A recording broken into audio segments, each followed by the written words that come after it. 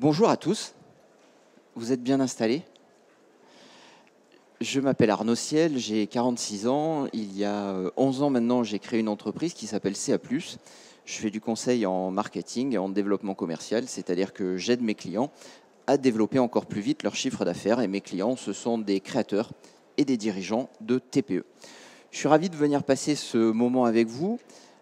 C'est la deuxième fois au Salon Franchise Expo sur un thème vital, essentiel pour nos petites entreprises.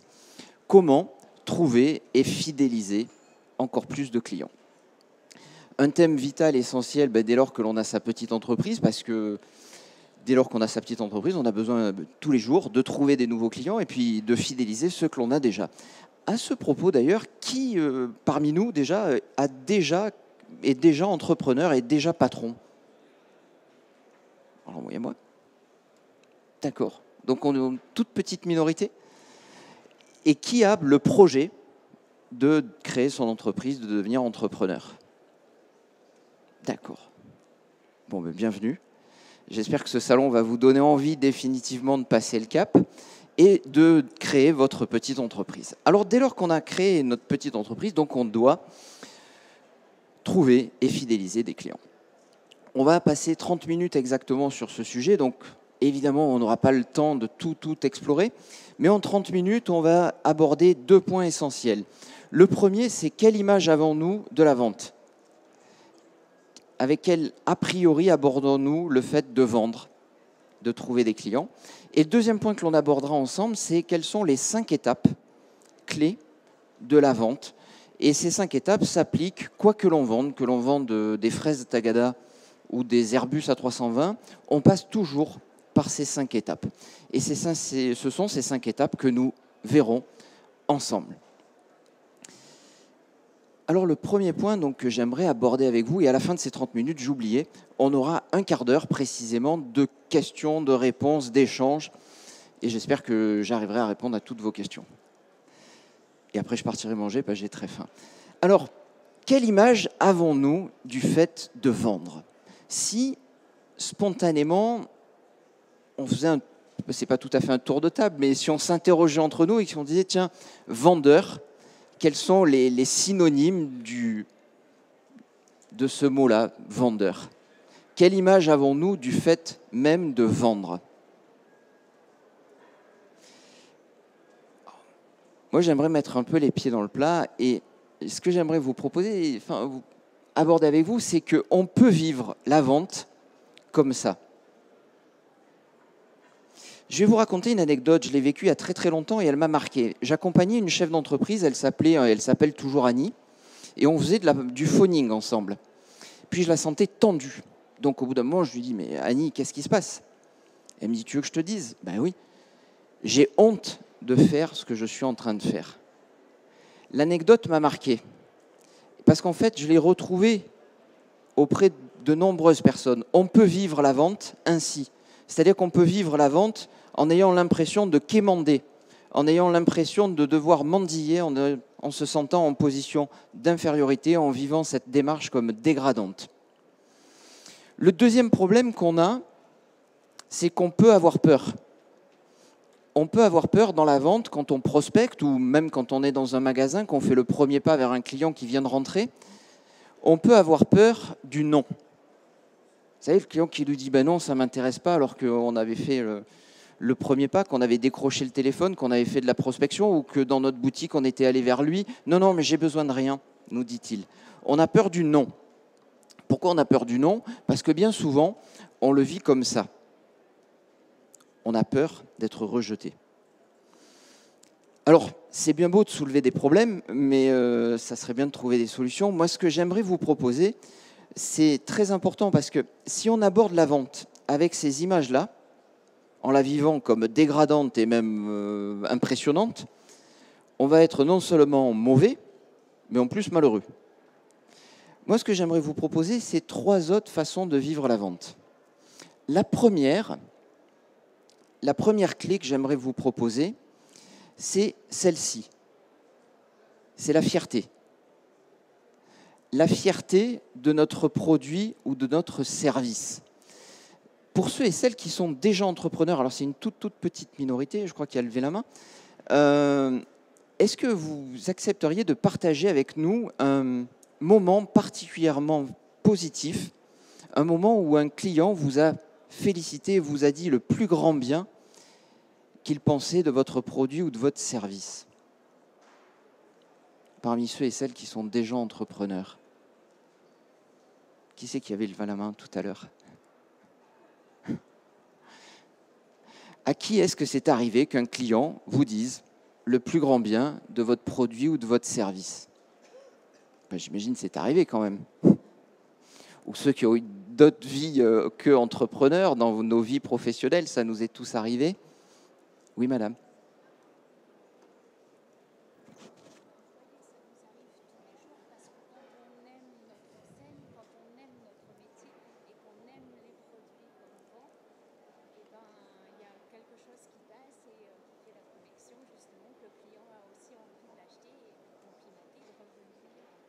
Et vous avez en tête un souvenir comme celui-ci?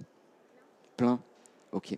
Et quand vous vous rappelez ces souvenirs, alors madame nous disait effectivement qu'il n'est pas nécessaire d'être entrepreneur pour avoir ce bon type de souvenir, parce qu'effectivement, si on travaille dans une enseigne et qu'on en est fier, tous les jours, on a des clients qui nous complimentent, qui nous disent des choses agréables sur notre produit ou sur nos services. Et vous vous rappelez de ce que vous ressentez quand un client vous dit le plus grand bien de vos produits ou de votre service ou de votre enseigne? Oui. Et on sent bien, tout le contraire de ce que vous avez dit tout à l'heure. Oui. Et ça, c'est vachement important. Merci beaucoup pour ce témoignage. Et on l'a tous dans nos vies professionnelles, on a tous vécu ce moment magique, agréable, où un client nous dit le plus grand bien de notre produit, de notre service ou de nous-mêmes. On l'a tous, ça. Et ça, c'est un formidable état ressource avant d'entamer notre démarche commerciale, que ce soit une démarche commerciale même dans un magasin pour recevoir nos clients, ou dans une démarche de prospection, ou si on va chercher les clients dehors. C'est très important d'avoir cette première clé, d'avoir la fierté, d'être très rempli de la qualité du produit ou du service que l'on va proposer. La deuxième clé que j'aimerais vous proposer, c'est ayons la certitude de rendre service. Si on choisit nos prospects avec pertinence, c'est-à-dire en imaginant a priori des gens qui ont potentiellement besoin de notre produit ou notre service, on ne les dérange pas, puisqu'on s'apprête à leur rendre service et on va les aider.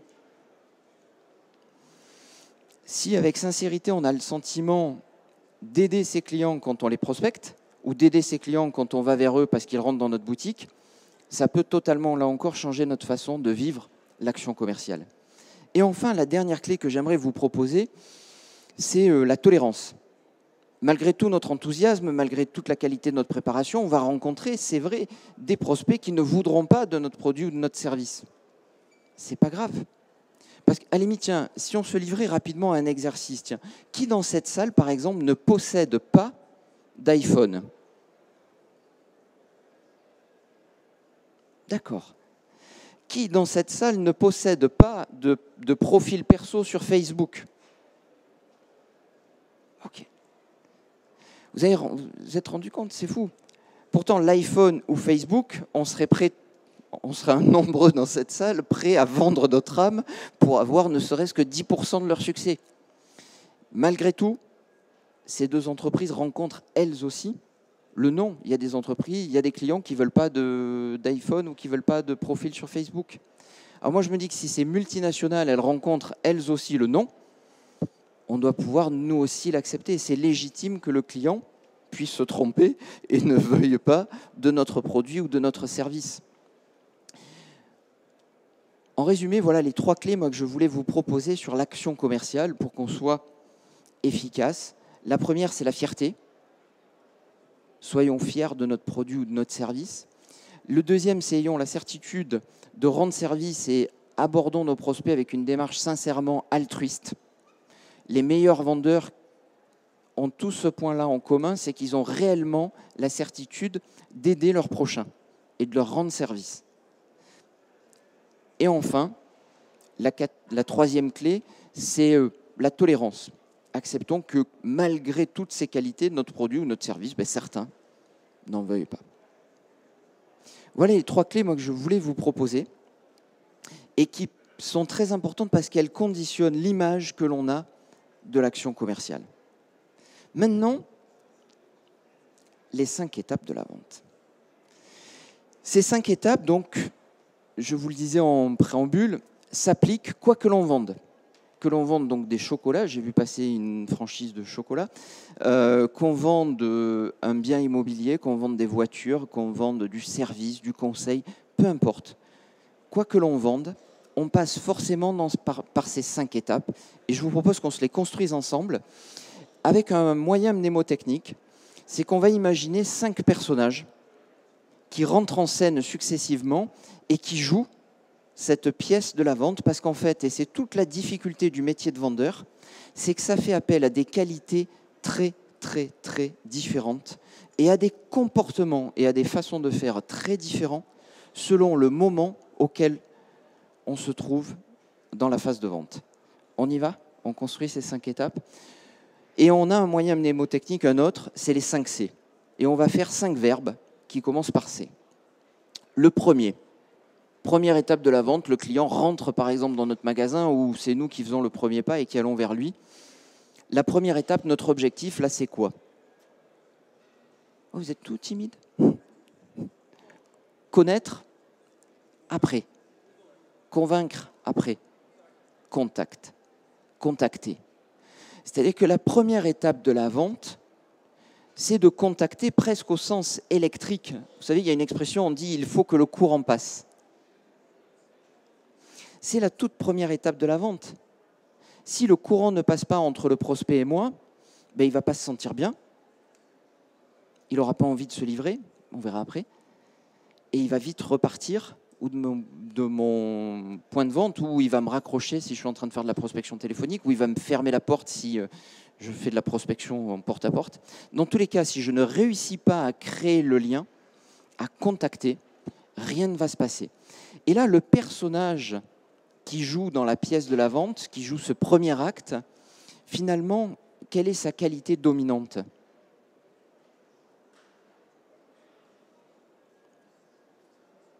L'observation, l'empathie, l'accueil. Comment ? Il est chaleureux, oui.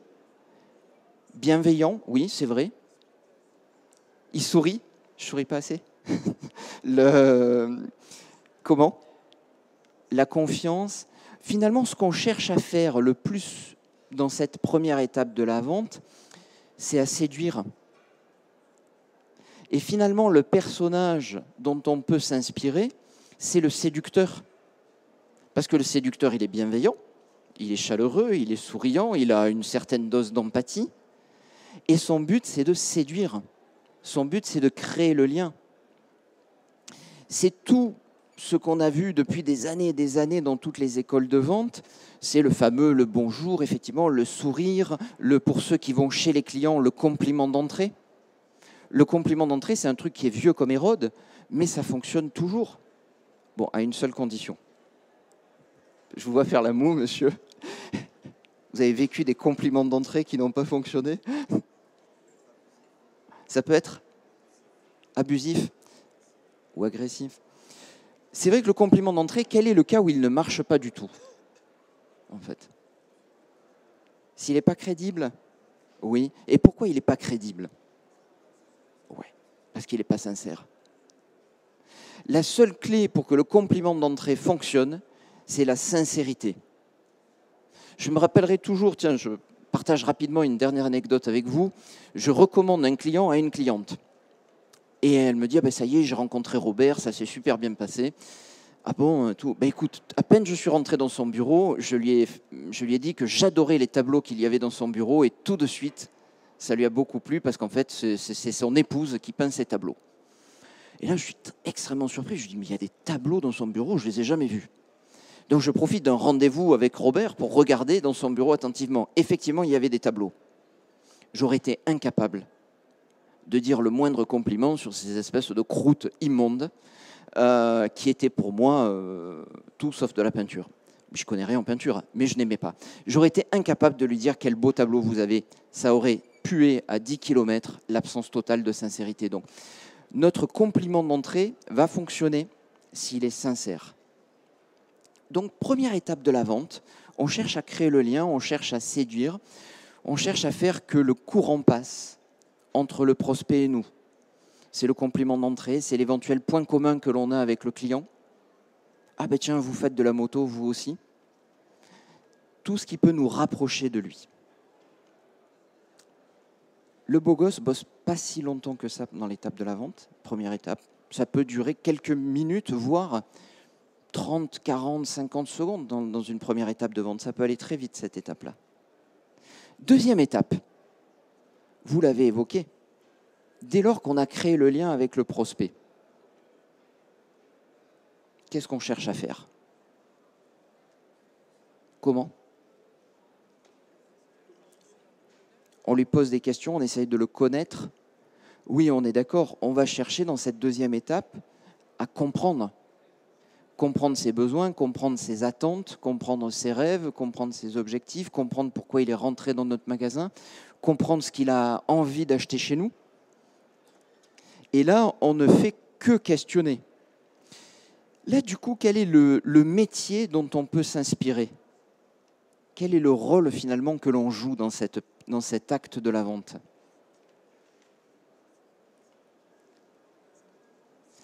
Plus précis que le médecin. Comment? Diagnosticien, plus empathique. Oui, on est d'accord. C'est que là, le personnage que l'on devient dans la pièce de la vente, dans le deuxième acte, comprendre, c'est le psy. Parce que le psy, qu'est-ce qui le caractérise? C'est deux choses. La première, il ne fait que poser des questions. Vous avez remarqué les questions d'ailleurs que pose le psy, leurs caractéristiques? Ce sont des questions ouvertes. Et en tant que vendeur, on a bigrement intérêt à poser que des questions ouvertes. Et la deuxième caractéristique du psy, ce sont les qualités que vous avez évoquées, et une caractéristique forte, c'est l'empathie. Le psy ne nous juge jamais. Il ne dit pas, quand on commence à lui expliquer nos problèmes, ah ben c'est nul. Comment vous pouvez avoir des pensées pareilles, franchement? Non, il ne juge pas, il n'est que bienveillance, il n'est que empathie. C'est une étape dans l'acte de vente qui peut durer extrêmement longtemps. Alors parfois on me dit, oui, mais on va gonfler le client si on lui pose trop de questions. Qu'est-ce que vous en pensez? Est-ce qu'on risque de gonfler un client si on lui pose trop de questions? Non. Pardon? Oui. On est d'accord, si c'est axé sur lui, il n'y a aucun risque qu'on le gonfle. Puisqu'en fin de compte, on est en train de l'interroger sur le sujet qu'il trouve le plus intéressant au monde. Hein, moi et mon nombril, quel sujet passionnant. Donc on n'a aucun risque de le gonfler. Aucun. Pardon. Ça peut être intrusif. Alors c'est vrai qu'il y a certaines questions, selon ce que l'on vend, le client peut les ressentir comme intrusives. C'est vrai. Qu'est-ce qui fait que le client va bien les vivre, même les questions les plus indiscrètes? Comment? Alors, auparavant, le contacteur, le séducteur a bien fait son travail. Et tout au long de notre phase de découverte, on reste toujours dans l'empathie, dans la bienveillance, oui. Qu'est-ce qui va faire également que le client va bien vivre toutes les questions qu'on lui pose, même les plus intrusives? Si on s'intéresse à lui, si on prend soin de lui, si nos questions sont pertinentes par rapport à son besoin, pour mieux calibrer son besoin, pour mieux cerner son besoin, on peut se permettre de poser toutes les questions dès lors qu'elles sont pertinentes et qu'elles vont permettre de faire avancer le schmilblick. Et également, il y a un dernier outil qui est très pratique, moi que j'aime bien, que je pratique beaucoup, c'est la précaution oratoire. Peut-être que ma question va vous sembler indiscrète, intrusive, indélicate, maladroite, voire tout ça à la fois. Je vous prie par avance de m'en excuser, mais j'en ai besoin pour. Si vous expliquez au client, à la limite, pourquoi vous avez besoin de cette information, ben, après, normalement, il va beaucoup mieux vivre le fait que vous lui posiez. Et enfin, dernière remarque,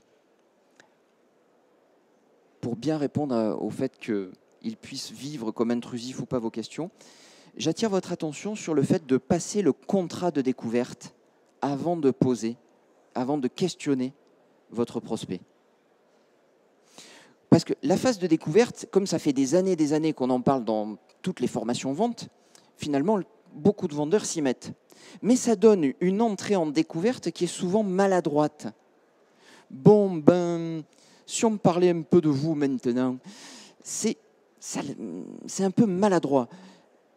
Ce qui fonctionne bien, c'est de passer explicitement, moi j'appelle ça le contrat de découverte avec le prospect. C'est-à-dire de lui dire, ben voilà, maintenant, ce que j'aimerais, c'est vous poser plein de questions pour bien comprendre votre besoin et pouvoir parfaitement calibrer ma réponse. Est-ce que vous êtes d'accord ? De cette façon-là, le client a le droit, comme ça, explicitement, de dire « ben non, je n'ai pas envie de répondre à aucune de vos questions ». À l'inverse, s'il est d'accord, ben, du coup, il vous donne explicitement le droit de le questionner. Ça, c'est une façon de faire qui vous donne du coup plus de sécurité, puisque vous avez explicitement obtenu l'accord du client pour rentrer en phase de découverte. Je surveille ma montre parce qu'on a un timing très précis. C'est pas parce que je m'ennuie. Troisième étape de la vente. On a parfaitement compris les besoins du client, le psy s'en va. Troisième étape de la vente. Convaincre, hein, on est d'accord. C'est-à-dire que là, maintenant, comme on connaît parfaitement les besoins du client, on va pouvoir convaincre. Et là, quel est le métier dont on peut s'inspirer ?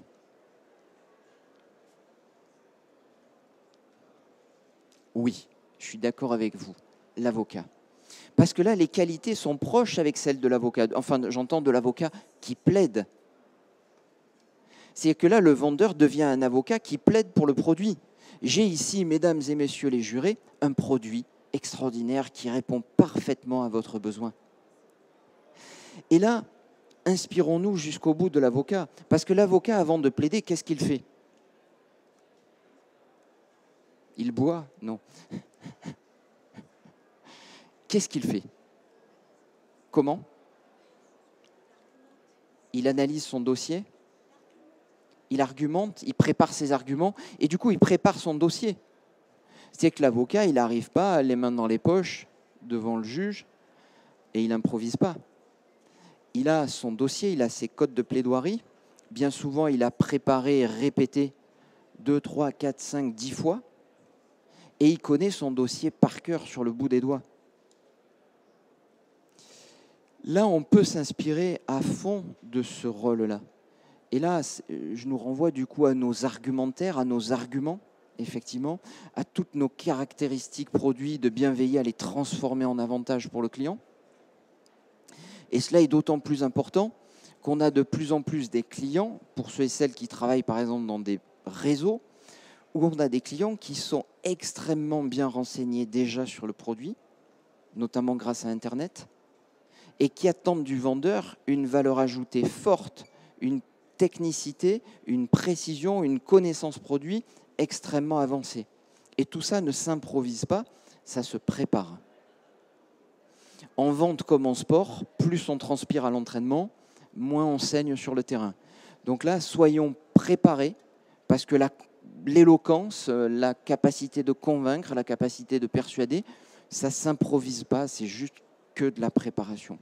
Donc préparons notre argu. Dans certaines boîtes, on appelle ça la Bible ou le book, peu importe. Mais préparons-nous, et notamment avec des supports écrits.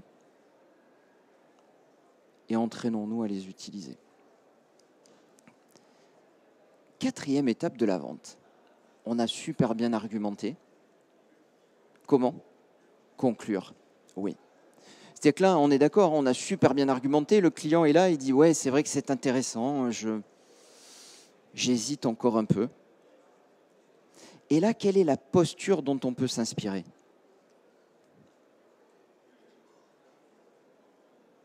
Alors le parallèle n'engage que moi, hein, d'ailleurs. Le parallèle que j'aimerais vous proposer, c'est celui du médecin. Je sais pas si, enfin moi, c'est comme ça que je les vis, les médecins. Je ne sais pas si vous avez remarqué, ils n'ont absolument aucune empathie. Ils sont totalement détachés de la maladie du patient, ils s'en foutent. Et ils ont une deuxième caractéristique, c'est qu'ils sont sûrs de leur diagnostic. Ils sont sûrs et ils sont remplis de cette certitude-là. J'ai vu vos radios, c'est grave, il faut que je vous opère cet après-midi. Ah bon, vous êtes sûr? Ben oui, je suis sûr. Je fais 12 ans d'études. Mais l'opération va bien se passer? Ben oui, je suis le meilleur. C'est-à-dire que là, ce qui est important, c'est de s'inspirer de cette posture-là, parce que le médecin, il n'est que certitude. Là, le vendeur doit devenir un médecin et doit devenir lui aussi rempli de certitude. Vous êtes sûr que c'est un bon choix? Vous êtes sûr que ce costume me va bien? Oui. C'est celui qui vous va le mieux de tous ceux que vous avez essayés. Mais ça vaut le coup? Oui. Parce que le piège, si on se met en empathie avec les doutes du client, à ce moment-là, mais qu'est-ce qu'on fait? On les cautionne, ces doutes. Vous imaginez le médecin, vous êtes sûr que l'opération va bien se passer? Sûr. Je l'ai quand même eu à l'ancienneté, mon diplôme. Donc non, là, on va partir en courant. Donc là, ce qui est important, c'est d'envoyer cette image de certitude. Pour conclure, il faut qu'on soit sûr que le client est en train de prendre la meilleure décision de sa vie. Et enfin, la 5e et dernière étape. Comment? Ouais. Vous étiez déjà venu à la précédente? Conforter. Et là, quel est le personnage dont on peut s'inspirer pour conforter le client? Et pourquoi est-ce que c'est important d'ailleurs de conforter le client dès lors qu'il vient d'acheter? Comment? Pour le fidéliser? Pour le rassurer? Parce que vous avez remarqué, selon notre personnalité, dès lors qu'on vient d'acheter, qu'est-ce qu'on peut ressentir? Un petit doute, hein? On a peur. J'ai bien fait? Est-ce que finalement il me va bien? Est-ce que j'en avais besoin? Est-ce que c'est pas trop cher? Finalement, cette boutique, ça fait que 2 semaines qu'elle a ouverte, etc., etc. Il flippe, le client. Il a peur. Et là, donc, on doit le conforter, le protéger de la peur, le sécuriser. Là, quel est le personnage dont on peut s'inspirer?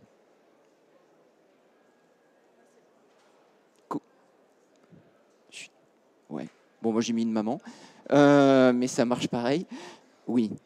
Parce que finalement, le job de parent, c'est ça, c'est protéger de la peur. Et le parallèle avec parent est également double dans le sens où parent, c'est un job qui ne s'arrête jamais. Eh bien, conforter le client, ça ne va jamais s'arrêter. Dès lors qu'il a acheté, la phase de conforter démarre dès les premières secondes. Vous avez fait un très bon choix, maintenant je peux vous le dire, j'ai le même chez moi. Mais ça va continuer tout le temps, pendant toutes les années que dure la relation que l'on a avec ce client. Et ça peut être extrêmement profitable d'ailleurs de chercher à conforter ad vitam aeternam nos clients dans la relation qu'ils ont avec notre entreprise. Et donc le personnage dont on peut s'inspirer, c'est le parent. En résumé, nos 5 étapes, donc contacter, comprendre, convaincre, conclure, conforter, ne peuvent se dérouler que dans cet ordre-là. On ne peut pas les mélanger. Ça ne marche pas si on les mélange. On ne peut pas en sauter. C'est-à-dire, oui, bof, moi, l'étape de comprendre, ça me gonfle, les gens racontent leurs besoins, ça ne m'intéresse pas, je vais aller directement à conclure, je gagne un temps fou. Ça ne marche pas. On a besoin de ces 5 étapes-là. On ne peut pas les mélanger. Et dernière remarque, et c'est peut-être ce qui est le plus difficile à faire quand on est vendeur, c'est de faire évoluer dans ces 5 étapes notre degré d'empathie. Grosso modo, les 2 premières étapes, on est dans des étapes où l'empathie est relativement forte, et notamment dans la 2e étape, comprendre, on est à un degré infini d'empathie. En revanche, à partir du moment où on commence à convaincre, et surtout où on conclut, notre degré d'empathie devient proche de 0. Et ce qui est très difficile, Parce qu'en fait, on a des personnalités qui généralement sont soit tournées vers l'empathie, soit sur l'inverse, sur l'absence d'empathie, je ne sais pas comment ça pourrait s'appeler, et où on va avoir une personnalité où on est donc plus à l'aise pour conclure, par exemple. On me parle qu'il y a des vendeurs qui sont des bons closers, mais qui sont nuls en empathie, ils sont incapables de s'intéresser à l'autre. Et à peine le client a commencé à exprimer ses besoins, il dit « Oui, non, c'est bon, j'ai compris. Alors, je vais vous parler de mon produit parce qu'il est génial. » Et là, ce qui est intéressant, c'est de bien avoir en tête sa propre personnalité pour du coup savoir où est-ce qu'on doit s'améliorer et puis où est-ce qu'on doit conforter et bien s'appuyer sur nos points forts. On sera peut-être quand même plus avantagé si on a une personnalité qui est tournée vers l'empathie. Parce qu'à la limite, si on réussit merveilleusement bien la découverte, on a fait grosso modo 90% de la vente. Donc même si on manque un petit peu d'affirmation dans la phase de close, comme on a très bien découvert, généralement l'acte d'achat va se faire presque tout seul. C'est un exploit pour moi, on est pile poil dans le timing. On arrive à la fin de cette première étape de notre échange et là du coup on va pouvoir encore plus échanger parce qu'on a pile poil un quart d'heure pour échanger, pour toutes vos questions, réactions, remarques. Et sachez qu'en plus, ça peut continuer ensuite, puisqu'on peut se retrouver sur le stand d'Uno, tout de suite après, où je vous recommande, si vous ne l'avez pas encore, d'acheter mon livre qui s'appelle « Comment trouver et fidéliser vos clients », dont la deuxième édition vient de paraître en janvier 2014. Mais tout avant ça, et avant que vous partiez en courant vite l'acheter, je vous propose qu'on échange et de recueillir vos questions, réactions, remarques. Alors les hôtesses, je crois, ont des micros, c'est ça. Et ce qui est super dur, en fait, c'est la première question. Et après, généralement, ça n'arrête plus. Mais il faut passer le cap de la première question.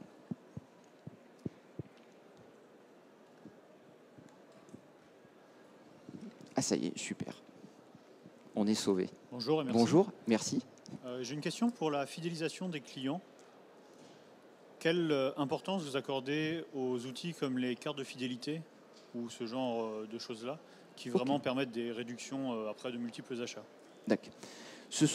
Tous les outils de fidélisation sont excellents. Et la bonne vieille carte de fidélité, que ce soit même un petit carton qu'on tamponne ou un outil électronique ou voire une application smartphone, tout ça fonctionne très bien à une seule condition, même à 3 conditions. La première condition, c'est qu'on ait rempli 100% du contrat avec le client. C'est-à-dire, est-ce qu'on a livré 100% de la promesse? C'est que, je ne sais pas, moi, vous êtes coiffeur. Est-ce que votre salon de coiffure, on est bien coiffé? Parce que si on ressort et qu'on ressemble à rien, vous aurez beau me donner toutes les cartes de fidélité du monde, je ne reviendrai pas. Et votre outil de fidélisation va même être contre-productif, parce qu'il va m'agacer. Et je vais vous dire, plutôt que de me filer une carte de fidélité, apprenez à faire votre métier. Je vais même être désagréable, parce que ça va m'agacer, parce que vous n'avez pas rempli 100% du contrat de base. La deuxième condition, c'est qu'au-delà du contrat de base, il faut que la relation client, l'expérience client, comme on dit, soit agréable avec vous. C'est-à-dire que même si vous êtes le meilleur coiffeur du monde, mais que l'accueil est déplorable dans votre salon et qu'il y fait trop froid, par exemple, j'ai eu très froid dans le TGV ce matin, donc si votre salon, par exemple, n'est pas bien chauffé, que l'expérience client est désagréable, même chose, ça va se retourner contre vous. Et enfin, 2 autres, du coup, tiens, il n'y en a pas 3, il y a 4 conditions. Troisième condition, c'est votre capacité à gérer les réclamations. C'était que pour pouvoir fidéliser les clients, il faut déjà savoir traiter ceux qui sont potentiellement pas tout à fait contents. C'est souvent très mal fait dans plein d'enseignes. Et enfin, c'est votre capacité à apporter plus que prévu. Tout à l'heure, je vous disais livrer 100% de la promesse, mais non, livrer 105% de la promesse. Inspirons-nous de Mickey. Je ne sais pas si vous avez fait attention, Mickey à Disneyland. À Disneyland, vous faites la queue, il y a des panneaux où il y a marqué « Arrivez à cet endroit, il vous reste 45 minutes d'attente ». Bon, ça va. Et hop, on passe en 30 minutes. On dit « Mais c'est génial, on vient de gagner un quart d'heure ». C'est-à-dire qu'on vient de poireauter 30 minutes sous la pluie et on dit « C'est génial ». Pourquoi? Parce que Mickey a sous-promis. Il nous a annoncé 45 minutes d'attente et en fait, on est passé en 30 minutes, donc on est super content. Donc, aménageons des bonnes surprises aux clients pour qu'il ait le sentiment d'en avoir eu pour plus que prévu. Il y a un professeur de l'IAE d'Aix-en-Provence qui a beaucoup théorisé sur la fidélisation client et il dit une des conditions pour qu'un client soit très satisfait, donc très fidèle, c'est qu'il ait le sentiment d'en avoir eu pour plus que prévu. Parce que finalement, vous m'avez promis 100 et vous avez livré 100. Je dis, vous n'avez pas fait d'exploit pour moi. Alors que vous m'avez promis 100 et vous avez livré 105, vous avez fait un exploit pour moi. Voilà. Et après, on peut faire des cartes de fidélité, de l'emailing, des applications smartphone, tout ce que vous voulez. Mais c'est les 4 conditions de base. Sinon, vos outils vont se retourner contre vous. Oui, bonjour. Bonjour. J'aimerais savoir si les outils de réduction qu'on propose aux clients et des services en plus peuvent booster pour la fidélisation client. Alors clairement oui. Alors ce sont pour moi 2 outils très différents. Pour moi, l'outil de réduction est vraiment un outil de génération de trafic.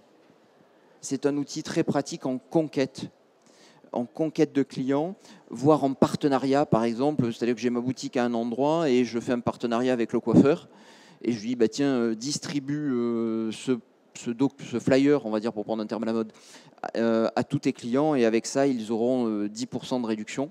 Donc c'est vraiment un outil de conquête client, de génération de trafic, la promo, la réduction. Et si on l'utilise sous forme, vous êtes client chez moi depuis 2 ans, donc je vous fais une réduction aussi pour l'entretien 3e année de 20%.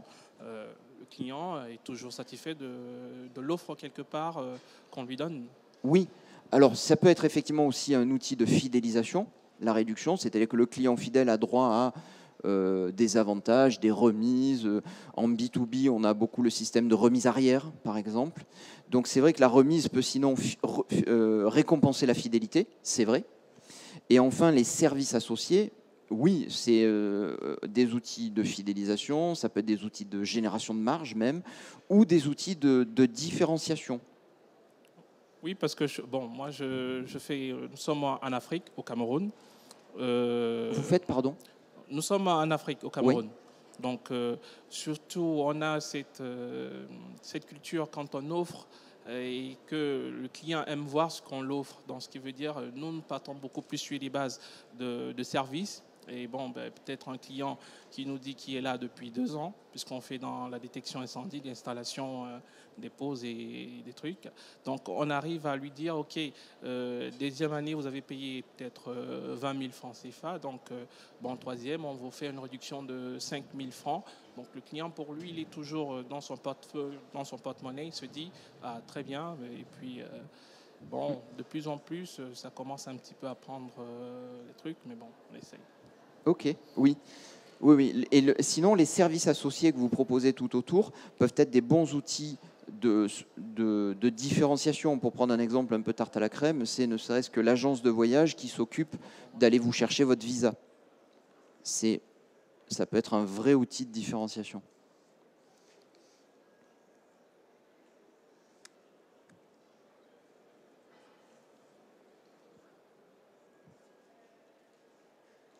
Est-ce que vous avez d'autres questions, réactions? On a encore 5 minutes, c'est ça?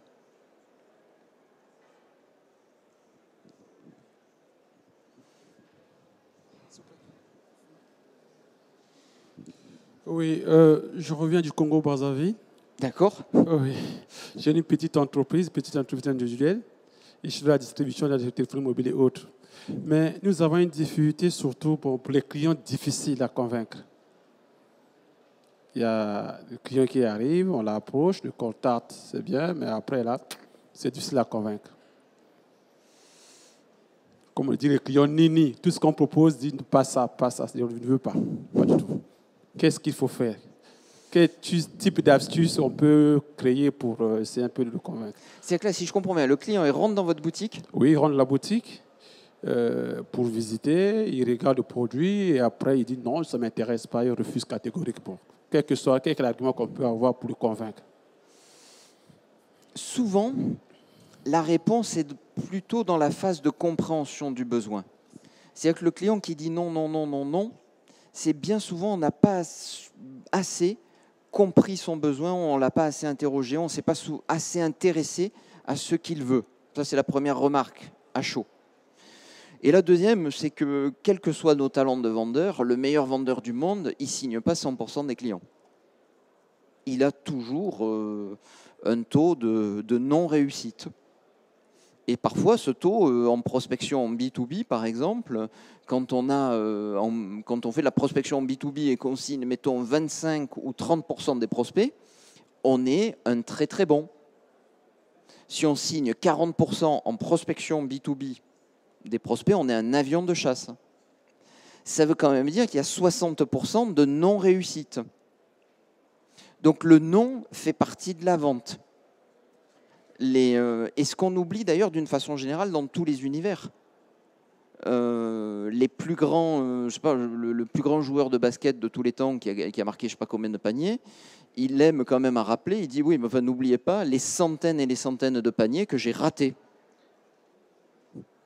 Donc il y a des clients qu'on ne va pas convaincre et ils n'en veulent pas. Parce qu'effectivement, ils rentrent et puis ils trouvent tous vos téléphones pas chouettes, vos forfaits trop chers. Ça arrivera, oui. Oui, oui. Comme dit le proverbe populaire, on ne peut pas plaire à tout le monde. Donc, et on peut même avoir une majorité de non. C'est pour ça que souvent, on dit que la vente, c'est l'école de la frustration. C'est pour apprendre à gérer le non. Oui, monsieur. Alors.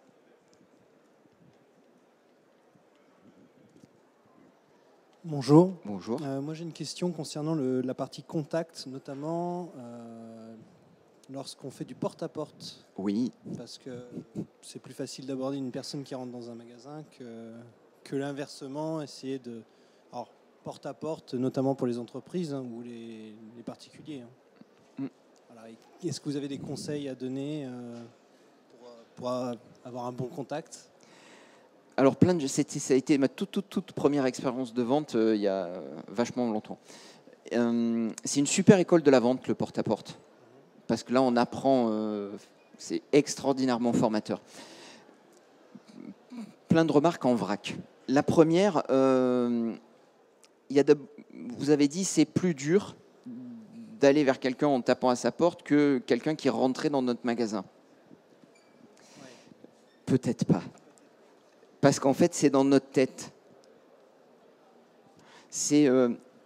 On peut modifier l'image que l'on a de la situation que l'on vit. Et ça change déjà tout. J'ai une épouse qui n'aime pas beaucoup faire du ski et que je traîne sur plein de pistes, dans plein de stations. Et j'ai trouvé un truc génial pour qu'elle skie bien. Je lui dis, tiens, là, ma chérie, tu risques rien, on est sur une piste bleue. Ah, ben super alors. Et elle skie du coup vachement bien. À la fin de la journée, elle me dit, c'est quand même bizarre cette station, il n'y a que des pistes bleues. Je dis, bah ouais, ils ont fait ça, comme ça c'est mieux, les gens sont plus détendus. Et en fait, je lui ai fait faire que des pistes rouges et noires. Mais dans sa tête, c'était des pistes bleues. Donc du coup, elle était bien. Ne lui dites pas que je vous ai dit ça, parce qu'après, elle m'engueule. Mais c'est vrai. Donc déjà, changeons notre image. Si on pense que faire du porte-à-porte, c'est dur, c'est comme en B2B, des fois on dit « Ah là, ce matin, je vais faire de la prospection dans le dur. » Oh pétard, ça va être terrible. Ah ben oui, c'est dans le dur.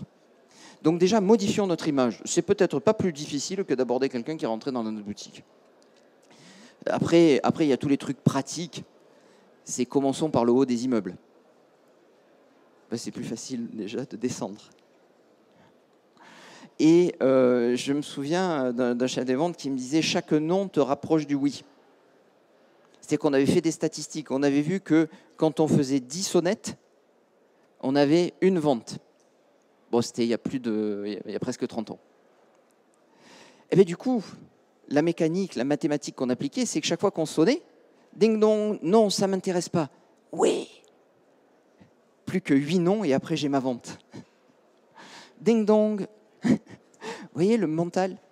Et si sur un immeuble, sur 10 sonnettes, j'avais eu 10 noms, c'est génial, parce que tu te rends compte, dans l'immeuble d'après, je vais faire 2 ventes. Parce que la vente que je n'ai pas eue dans cet immeuble, je vais l'avoir dans l'immeuble d'après. C'est que là, on est vraiment sur la préparation mentale. Et après, on retrouve aussi toutes ces prédispositions. C'est-à-dire que quand je sonne à la porte, j'ai véritablement le sentiment d'aider mon prochain, de lui présenter un produit extraordinaire. C'était, moi, à l'époque, des batteries de cuisine sous vide qui permettaient de faire une cuisine extraordinaire, très bonne et très diététique. Et j'avais vraiment le sentiment d'aider mon prochain quand je sonnais à sa porte pour lui proposer ces batteries de cuisine, qui doivent toujours être en fonction parce qu'elles étaient en plus de grande qualité. Voilà, donc c'est vraiment notre préparation mentale. C'est peut-être aussi notre préparation physique. C'est important qu'on soit bien, notamment alors là quand on fait du porte-à-porte, d'être dans une tenue adaptée en termes de chaussures pour être confortable, en termes de tenue pour être adapté à l'univers dans lequel on va, à la température aussi. Si vous êtes en plein mois d'août dans le sud de la France, c'est peut-être pas la peine de faire un costume, une cravate, vous allez juste mourir.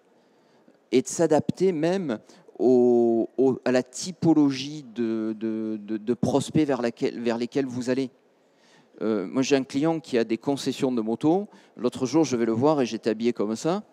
Et il me dit, tu sais que normalement, les types en costume, on les jette dans le bac à huile au fond. Hein, parce que dans le monde de la moto, on ne s'habille pas comme ça. Dans le monde de la moto, on s'habille en jean, en bottes et on y va en moto. Donc, adaptons-nous à l'univers aussi dans lequel on va. Oui, monsieur. Ça répond à votre question.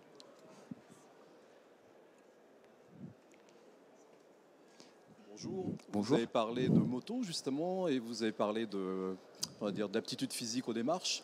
Quel conseil donneriez-vous à un entrepreneur, un futur entrepreneur handicapé qui veut justement se diriger vers une activité comme la moto, comme la vente de la moto, excusez-moi, et comment convaincre les organismes que l'on va contacter, et justement comment convaincre le client qu'on va le comprendre, étant en fauteuil, qu'on va comprendre sa passion de la moto et tout ce qui tourne autour de la moto. Auriez-vous une idée là-dessus? Donc, vous avez parlé de contact, de comprendre, de convaincre, donc c'est un challenge encore plus compliqué pour quelqu'un qui est handicapé. Vous me posez là une sacrée question. Et c'est dans le monde de la moto? Ok. Là, on est sur un sujet qui est effectivement super sensible et on peut avoir des réactions différentes au handicap. Quelle anecdote puis-je vous donner? Moi, je fais beaucoup de moto, effectivement, vous l'avez compris, puisque j'en parle beaucoup, et je fais de la vitesse sur circuit. Et l'année dernière, c'était sur le circuit du Mans, on a vu arriver quelqu'un qui était en fauteuil roulant et qui avait aménagé, équipé sa moto pour pouvoir quand même toujours la piloter et qui a roulé toute la journée. Globalement, le seul impact qu'il a eu auprès de tous, c'est qu'il a forcé le courage, forcé l'admiration et qu'on était tous baba, et parce qu'en plus donc il avait les jambes qui étaient plus valides, mais malgré le fait que ses jambes n'étaient plus valides, il roulait dans des temps qui étaient pas très éloignés des nôtres, donc il a globalement forcé l'admiration. Donc presque finalement le handicap, on peut le transformer en atout. C'est-à-dire que ça peut être un atout pour forcer l'admiration, ça peut être un atout pour créer le lien. Vous savez, moi ça me fait penser au grain de beauté, et pardonnez-moi de le comparer à quelque chose d'aussi léger, mais il y a un mannequin qui est célèbre pour afficher son grain de beauté. Le grain de beauté, soit je fais tout pour le cacher, soit j'en fais au contraire un atout de beauté. Mon handicap, soit je fais tout pour le cacher, soit au contraire j'en fais un atout. Je peux en faire un atout, même on n'en a pas parlé dans la phase de séduction, mais dans la phase de séduction, il y a quelque chose qui fonctionne très bien, c'est l'humour, à ses dépens. Il y a un exemple qui est célèbre, c'est Jackie Kennedy, qui était en tournée, le président Kennedy plutôt, qui était en tournée officielle en France dans les années 60, et qui à une conférence de presse dit « Je suis le type qui accompagne Jackie Kennedy en France ». Il s'était mis toute la presse et toute la France dans la poche, et très séduisant parce que finalement, il faisait de l'humour à ses dépens. Pourquoi pas faire de l'humour à ses dépens? J'ai un ami qui est entrepreneur, qui est non-voyant. il se délecte de toutes les phrases possibles sur vous allez voir, ça vaut le coup d'œil, etc. Il fait exprès de les empiler toutes les unes après les autres. Alors au début, ses interlocuteurs sont relativement mal à l'aise parce qu'ils se disent merde, mais c'est du lard ou du cochon, et ça crée très bien le lien. Voilà, donc moi je dirais essayer au contraire d'en faire un atout. Le cacher, ça va être difficile, mais au contraire d'en faire un atout. Pourquoi pas en faire un atout d'humour pour le dédramatiser, pour que l'autre du coup soit plus à l'aise, parce que si potentiellement il était gêné, il voit que ça va, ouf. Et après banzai. Je crois que rapidement, de toute façon, et c'est la force des relations humaines, c'est que il me semble que si le contact est bien passé et que l'on parle de sujets qui sont passionnants, rapidement on oublie que l'autre, s'il est grand, petit, dans un fauteuil ou s'il est debout. Parce que rapidement, il y a un contact qui s'est créé, il y a un lien, il y a un échange. Et puis après banzai. Voilà.